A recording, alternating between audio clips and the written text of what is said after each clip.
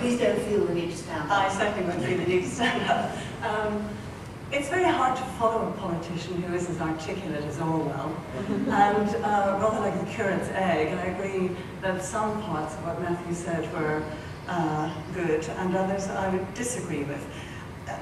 There are so many points that have arisen. The politician who sounds, who I think Linda said was trying to avoid ambiguity. Actually, what the politician is usually trying to do is walk a tightrope.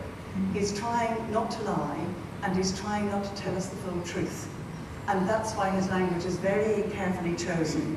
And I was thinking earlier, the one politician I can remember admiring most is Gorbachev, because that man spoke plain English. And he said, we made mistakes, we failed, but we'll try to correct it, we'll do our best. All we ever hear from our domestic politicians is their success story, even when we see their failure.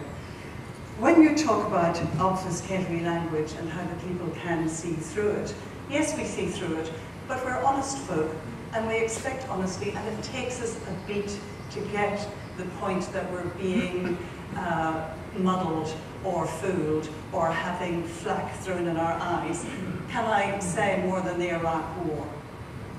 Listen to weapons of mass destruction, listen to the language, and people believing that the politicians must know more than they're telling us. There must be more intelligence than we're hearing about, because who would send people's children into war if that were not the case? And then we discovered that in fact those of us who marched were correct and much good it did us. So we see through, but when Orwell talks about the man in the street, I can't remember the exact phrase, having a sort of gut feeling about what's going on without having an intellectual clarity about it, I think that's right. Because we're all leading our everyday normal lives. We're not imbued in political detail all of the time. So we're sort of catching a flow on any given issue and coming to a decision about it in our own minds.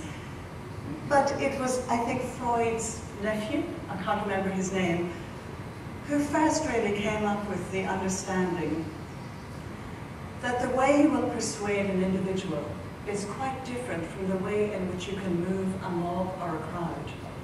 It's two different forms of language, and it's two different forms of manipulation. Watch that man, Aaron Brown, on television, who can go into a shopping centre, and by placing certain placards in different places, he can go to the top layer and call down in the megaphone, raise your right arm, and the entire people in the shopping centre will do it. It's an amazing psychological trick. And I think it was President Coolidge that he first assisted. He also assisted his uncle, Sigmund, who was broke when he came to America. He got his message out. He was the first PR man. He assisted Coolidge, and he got, for the first time ever, celebrities to come along and endorse the presidential campaign. And because people in America at the time, the movies were the place where you went for your entertainment, you associated yourself with the people you saw acting on screen, you trusted them in some way. You then, because they trusted the president, you trusted the president. And that was the form of communication that took place. So the notion that we're not, on the one hand, manipulated by language, I think is false. But equally, the notion that Matthew was propounding, that we instantly see through the message, I think is also false.